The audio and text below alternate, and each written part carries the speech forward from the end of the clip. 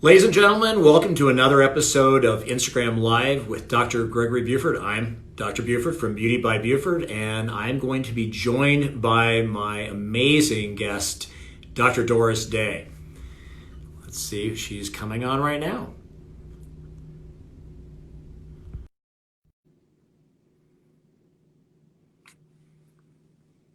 Okay, wait for Dr. Day here.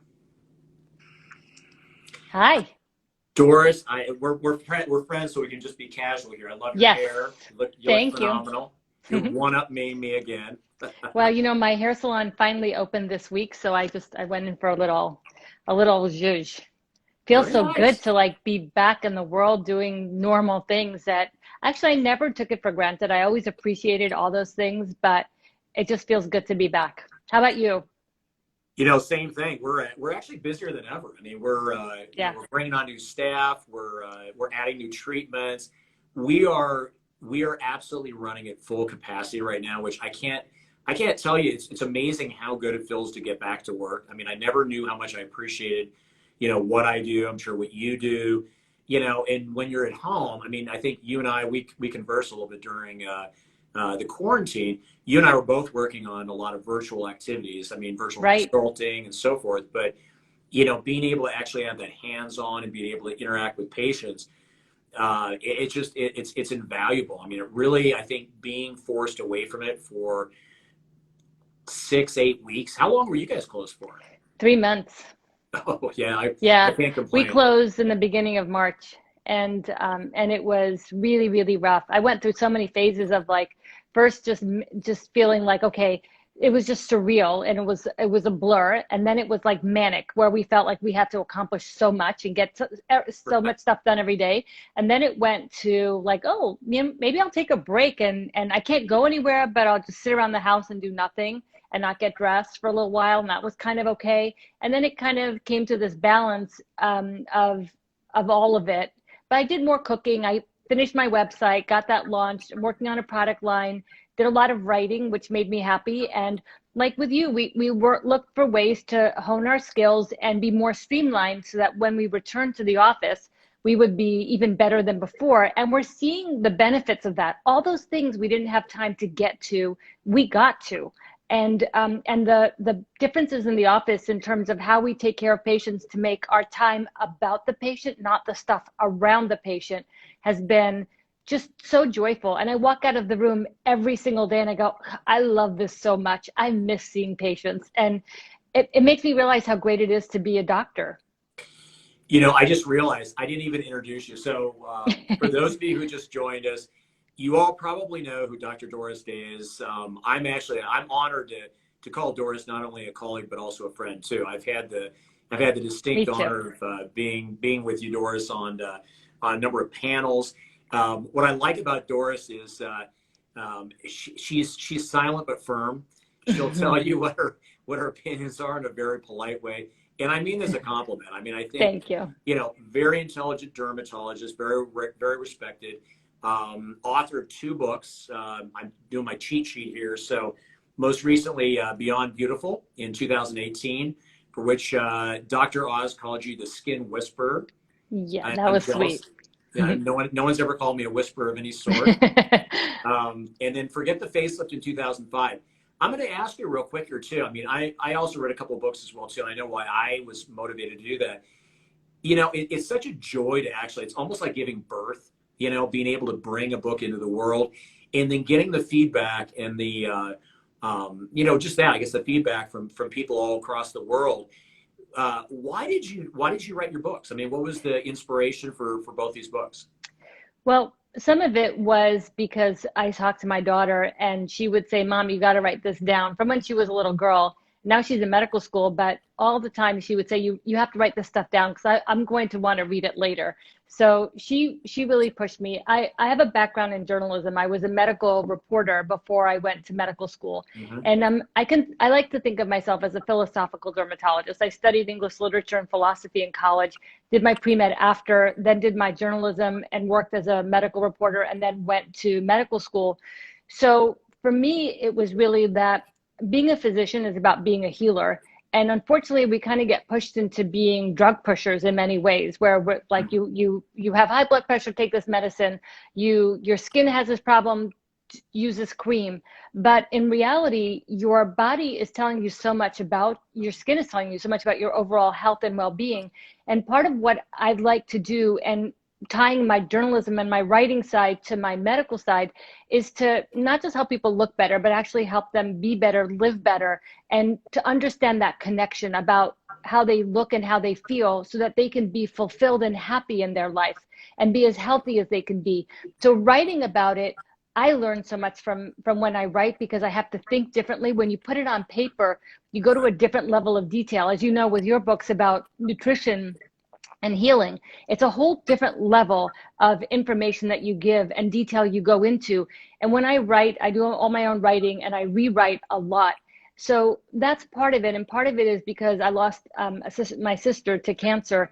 And a lot of my writing is about telling the story of that journey, about losing her, and about dignity in life through whatever crisis you may be going through, that we should always respect the dignity of our bodies and our minds, and of those of our family members who are going through things. So there's so much into it that I try to tie into the book. So the intro is always my story, and then I go into patient composite stories about different patient experiences and how we addressed it to help them rejuvenate, and also how it impacted their life in general. It's a long answer to a short question. I was going to say that was I could talk to you for another hour about that. So today we're going to talk a little bit about injectables and skincare. So, let's start with injectables. What's the big deal? I mean, we hear about Botox, we hear about Jeuveau, Dysport, we hear about Juvederm, all this kind of stuff. I mean, is there really any perfect filler? Is there really any perfect toxin? And most importantly, what's the big deal? I mean, are we just creating these very fake faces, or I hope not. What do you think? Well, I think the perfect filler is what your doctor can analyze and pick for you. And often it's not filler, it's fillers, because it takes more than one. They all have unique qualities. And as you and I have come through this journey of being around before we had fillers to now, when we have 15 to 20 different ones available, now we have the RHA1, RHA2 and 3 just coming out. I just got some in my office, which is so exciting. These are going to be game changers of products. They're all many of them are of the same basic ingredient of hyaluronic acid, which is natural to the skin, but they're processed slightly differently. So they have different stiffness, different softness, different flexibility, different lifting capacity. And all of those qualities help us pick the right placement and the right plane of the skin and the right delivery methods to get that overall look. And you and I study anatomy, we study math, we study balance and proportion, we study art.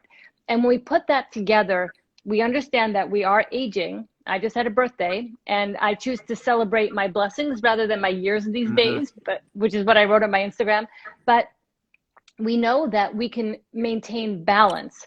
And when you have that, and when you pair that with life that's fulfilled, that helps bring out your beauty. So when I look at someone, I always look for what their beauty is before I even touch them. And if I show them the mirror and they can't identify what's beautiful in them, then we have to start with that, because I don't want to take somebody from more flawed to less flawed. I want to take them from beautiful to more beautiful, and to be the most beautiful version of themselves. So we start by seeing their beauty, and then we find ways to celebrate and enhance it and help them age great. So when we do these products and we start at a younger age, gently, we're really redirecting energy. We're taking negative expressions and allowing for positive expressions. And by redirecting that energy in a positive way, they age naturally, authentically, and beautifully, and they feel better in the process. I don't know how to respond to that. I mean, that's the most off the cuff, perfect response. There was actually a quote, a very famous quote from Ralph Millard, who within plastic surgery developed the cleft lip repair, and he would always tell his residents that every face has a beautiful aspect to it, whether it's the nose, the cheeks, and this is someone that worked with kids with these horrible deformities, but literally changed lives. But his point though was, just as you said, you always try to hone in. What is it? Is it the person's eyes? Is it their cheeks? Is it their lips? and then you build everything around it. You create harmony, Mm-hmm. and you try not to, in all honesty, you try not to screw anything up because you don't want them coming out looking fake. And to that, what I would say is, so Doris, I'm going to go and get injected, okay? And I Mm-hmm. got my group on, okay? Oh, What would you say? I mean, does it really matter? I mean, why should someone come to yeah. you or come to me? I mean, is there really a difference? Yeah, so the difference is the products are our tools, and we hear these analogies all the time that you can buy great paint, but it doesn't make you a Picasso or a Rembrandt. Hmm. So the products are safe, but they're tested by board certified physicians in aesthetics, whether they're dermatologists, plastic surgeon, facial plastic, oculoplastic, who have experience and who study all the things we're talking about, anatomy and art and math. And so the products have to be placed properly in order to bring the best out of the product and to bring the best out of you. And a lot of times with these places that don't have skilled injectors, typically physicians in the core aesthetic fields, what happens is you may get one person injecting one time, one person injecting another time. They learn a cookie cutter approach of just, Right. if you want to do a neuromodulator like Botox, Dysport, or Jeuveau, just go here, here, here. And same thing, but we know that people age differently on the left and right. One brow or lid might be higher or lower, and we have to adjust for that. We don't do the same thing on both sides of the face. They're very different in most people, especially as we age. So all of those things take finesse. They take studying over decades, not weekend courses. Even if you sit next to a physician during one of those courses, doesn't make you equal to them. And this Hmm. is a conversation I have where some people get upset when they are injectors who feel like we're making them seem like lesser than, which is never my intention. I think that there are great injectors who may not be physicians, but for the most part, that level of training that comes from decades of studying anatomy, physiology, going to all the meetings we go to, all the exams that we take, all of that plays into the level of willingness we have to study and hone our craft to be the best at what we do. It's And funny. Groupon I doesn't mean, offer that, yeah, right. in my I'll view. have I'll have a patient come in and say, I'll do like, cheek filler or something like that. Maybe it takes me 20 minutes, maybe it takes me 30 minutes. I'm done. And they're like, wow, you're charging me that much for just a half an hour. My comment is, no, you're not paying for the half an hour. You're paying for the 20 years that I spent That's learning how to right. do it in a half an hour. And that's why I can do it safely, effectively, efficiently. And as Yep. you pointed out, I think there really is a big difference. And what's interesting, you and I have both been in this, for a number of years. I remember you may not be this old, but I remember the old college days, Oh yeah, I and am that literally, old. well, we're the same age. You just age better. Yeah. Um, I just remember, I mean, we were not as facile. I don't think we were as experienced. Remember my first time picking up a syringe of collagen and just, kind of squirting it in a line. Fast forward now, we go to these meetings, and I see people like you. I see, a lot of the others, a lot of the other staff that are world famous injectors, very experienced, literally create things that I thought could only be accomplished with surgery. And that's coming from a plastic surgeon. We're supposed to not like you guys as derms. You guys aren't surgeons. Let me tell you, I have a ton of respect because what I've done now is being able to speak with people like you and others. I've really learned how to look at a face and look at it in a very coherent, very artistic manner, and not just create lips. I always tell people that, I don't want to do one-offs. I don't want to just do lips. I want to look at a face and say, back to what you were saying, what do I want the face to pivot around? Is it the beautiful eyes? Is it that shapely nose? Is it the jawline? And what can we do to create an even more beautiful look? How do you look at a face? So if I and actually too, so for everyone out there, I actually went to Doris. I flew to New York City because I wanted to get my face injected by someone that I really trust, and she did a great job. She didn't have much Thank to you. work with, so It was my it was honor. a challenge. No, Um, not at all. You look so handsome, and it well, was really thank my honor. Thank you. So when you look at someone, either male or female, I mean, what's going through your head, like in that initial evaluation? What are the top three things that you do to figure out to kind of formulate a game plan? So when I look at someone, I like to look at them animated. I like to have a conversation and watch what makes them light up. So is it talking about their pets or their spouse or their husband or Mhm. partner or whatever it is that animates them for better or for worse. So I can get a sense of what are their natural expressions, what are their forms, when are they're relaxed or dynamic, they can look 10 years younger or older. And so I sort of watch their energy and even their mannerisms and body posture, because all that tells me a lot about what they're going through in their life. And from there, we start to look at, and I can see, and I just sort of absorb what's asymmetric, what's a little bit off, how they may be aging, whether they're sinking, sagging, or wrinkling, how they're pursing their lips, or what their teeth look like. All of those elements sort of process through and filter in my subconscious as I'm listening to them. And then in my mind, I start to formulate what I would do, and I look at them from different angles, and then I start to figure out how I want to rebuild and also get a sense of what their comfort level is.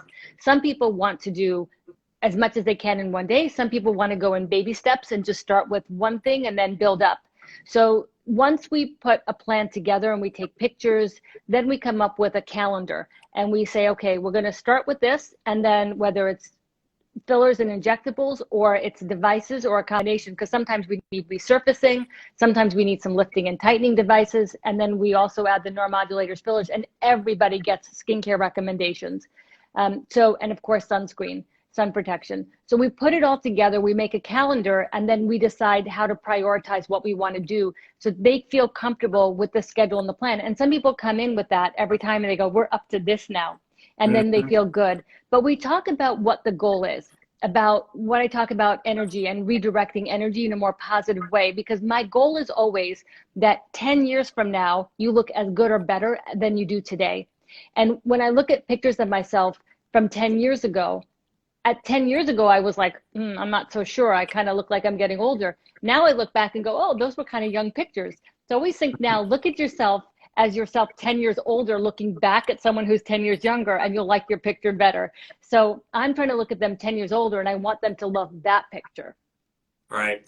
What do you, I know you work with a lot of the companies kind of helping guide and direct. I've had the opportunity to do the same as well, in terms of kind of saying, we think this is a good avenue to take it down, or we think patients would actually benefit more from this. I think there's some really exciting things. I mean, as compared to what there was when you and I both started, it was very simplistic. There weren't a lot of options. Now we've got all kinds of things. We've got the toxins, we've got the fillers, we've got all kinds of crazy injectables. We're using biologics. We're using, PRP. We're using a lot of different things to really modulate. What do you, without giving too much, I know we can't say everything, but what do you think, what's next on the horizon the next couple of years? What do you see as really the direction of injectables? I think we just keep getting better. Now Voluma is FDA approved for chin volumizing. So we're now kind of rounding out the face, which is really cool in terms of how we can address different elements on label. We do what we want anyway. We've been injecting the chin and the neck.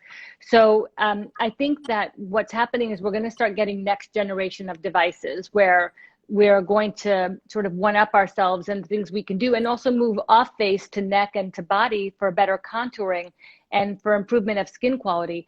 We're doing a lot with figuring out with, let's say, things like Sculptra or Radiesse, of changing the consistency of the product by blending it with either saline or lidocaine, and then injecting it for crepey arms or on the body, around the knees or the abdomen even, to help strengthen that skin. And combining that with even better skincare, we're finding that we can improve the overall skin quality. Because if you look at somebody who looks younger, take, let's say, Meryl Streep, who just looks beautiful, her skin quality is good because she's protected it from the sun, and she may have great genetics, but she's taking great care of her great genetics. And that sun protection really improves the skin. So if you look at somebody who's older, who's had tons of sun damage, even if you did a facelift, even if you contoured them perfectly, their skin still looks fragile, thin, and older. So no matter what you do, they're going to look off balance unless we improve the skin quality itself. And now the TNS has now the Advanced Plus, which is an amazing product to help improve skin quality. And I tried to start it young, which is why I came up with that line finally, that nothing looks more beautiful in your 50s than sun protection in your 20s. But it's never too late to start. So that sun protection, the sooner you do it, Emipel has the Emipel is a new product that has stimulators of estrogen receptors in the skin without having any systemic estrogen effect. And that for women who are peri and postmenopausal can help them restore those estrogen receptors to help them rebuild collagen, because it's all about having firmness of the skin itself and that elasticity that fill-in can't always do. But now we may have some boosters that can do that in the skin, something we can inject to help improve the overall skin quality and hydration. So I'm a big fan of nutrition, and I know Yes. I've eaten with you. I've had dinner with you and your lovely husband before. And I know, you guys are very focused on, healthy nutrition, good healthy protein, good oils as well too.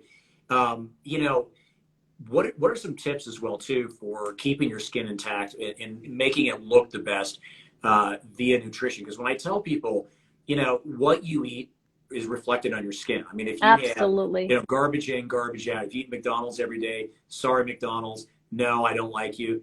But it's junk. It's junk. It's kind of like trying to run your beautiful car on poor gasoline. It's gonna reflect in the performance. So what are some things, some real quick tips that you'd say for, in terms of nutrition? I mean, we know about hydration. That's kind of the low hanging fruit, but what else as well too? What would you recommend? So I saw a great line that was really helpful, and it said that not eating good food is worse for you than eating bad food. So if you eat the McDonald's, I get it, but make sure you get the good stuff in too, those antioxidants. And right now, berries are in season. I had the most delicious strawberries yesterday. Having high antioxidant foods, we know, I mean, there's tons of studies that show that Mediterranean diets improve the way your skin ages and lowers your risk of skin cancer.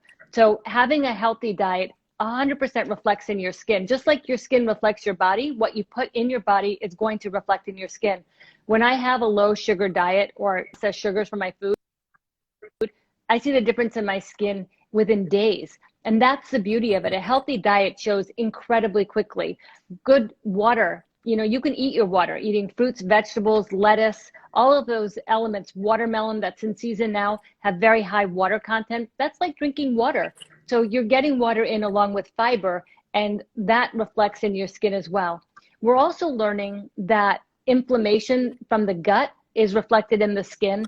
And so a lot of things like psoriasis, I learned this from my colleague Haynes Ely, who sadly recently passed from prostate cancer, but he had like such amazing, I had epiphanies from reading his work about how much inflammation in the gut from high inflammatory foods and alcohol can have a big impact. So if you take something like quercetin, which we've been talking around COVID for protection, but quercetin and duozyme, which is bile acids, and along with minimizing your alcohol intake and spices can really have an impact, or like things that are hot on the tongue, like onion and hot peppers, can really help minimize inflammation. And you'll see the difference in your skin if you have a condition like psoriasis.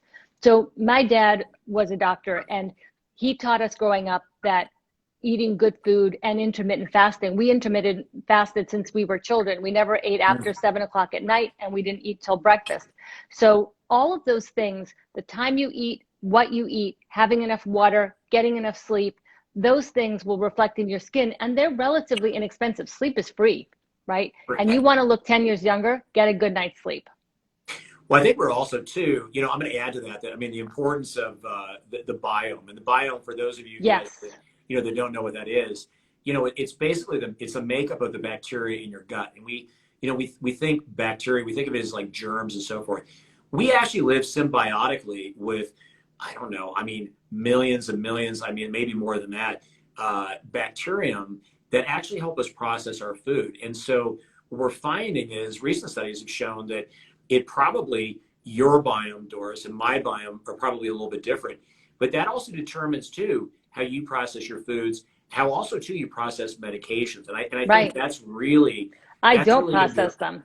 Yeah, I know. Like if I have to have anesthesia, I tell them I'm good with pain, bad with drugs. I see, that's the thing, is I know myself, and that's why I really can't drink alcohol. Some people I can go out with, they can have 6 drinks and I have a half, and we're at the same level. And it's how we metabolize food. Actually, my post on my blog right now is about that. So that's on my website, and I'm writing a book about this now with Thomas Hitchcock, because I'm fascinated by it. And I think right now we're so into health and cleanliness and killing germs, when in reality, like you said, we're covered in trillions of microorganisms. We're more not us than we are us, right? There's more stuff living on us than is countable, and they're keeping each other in check. I tell my patients all the time, do you think about every breath you take? No. But when you're running, you breathe faster. When you're sleeping, you'll breathe slower, and your body manages it.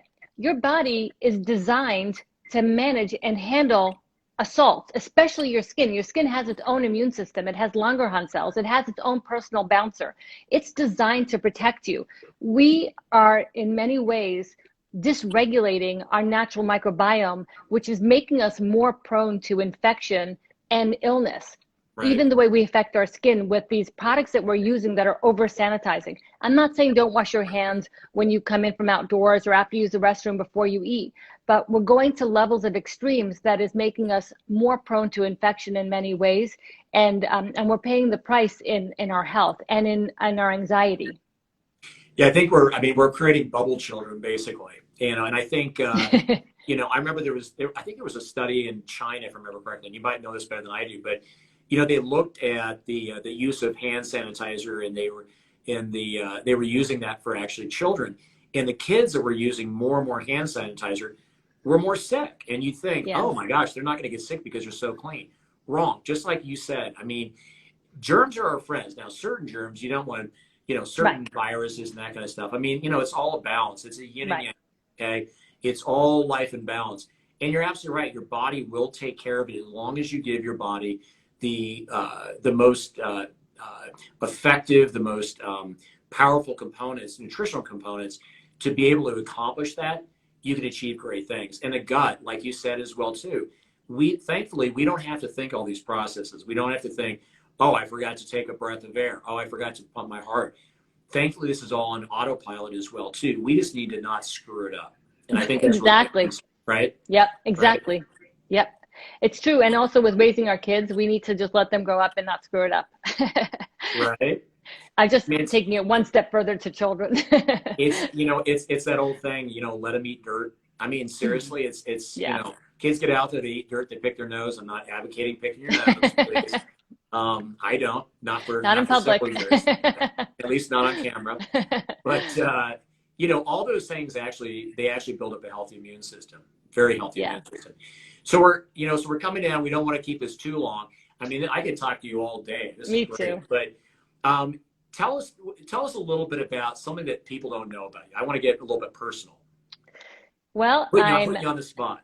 Yeah, really. I have two children. My daughter is in medical school, and her wedding was in September, but we had to cancel it because of COVID. So we're going to do something to celebrate, but not the wedding that they had planned. But they're still kind of excited.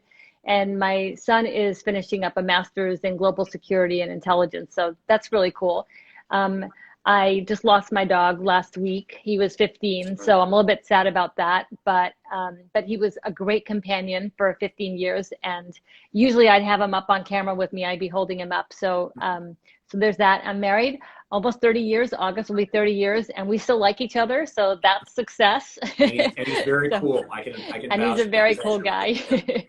So I know you're with Allie for a long time too. Yep. She said to say hi, by the way. She said, if you're talking to Doris, tell her hi. So she says hi. Say hi. Send my love. So tell me. So tell and I'm everyone, in practice for 20 years. Oh, go ahead. I'm sorry.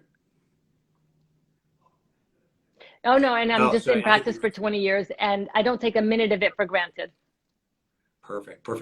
So again, thank you so much. This is great information. I love kind of the coffee talk, the fact that you can, take what are really complex topics and assimilate them and really kind of package them so that the average person doesn't feel like you're speaking over their head, but also to bring with it a lot of the wisdom that you have. So that being said, Doris, it's been a pleasure. Thank you. Look forward to seeing you soon. So me too. Always great to talk to you. Thank you for this. Absolutely. So everyone tuned in. I'm Dr. Buford from Beauty by Buford. Stay tuned. Another 2 weeks, we'll be doing another Instagram live. Stay tuned for the topic. It's to be determined, but we will have another amazing guest. Probably not as amazing as Doris, but we'll try. And so we'll see you soon. Take care. Perfect. Thanks. Bye.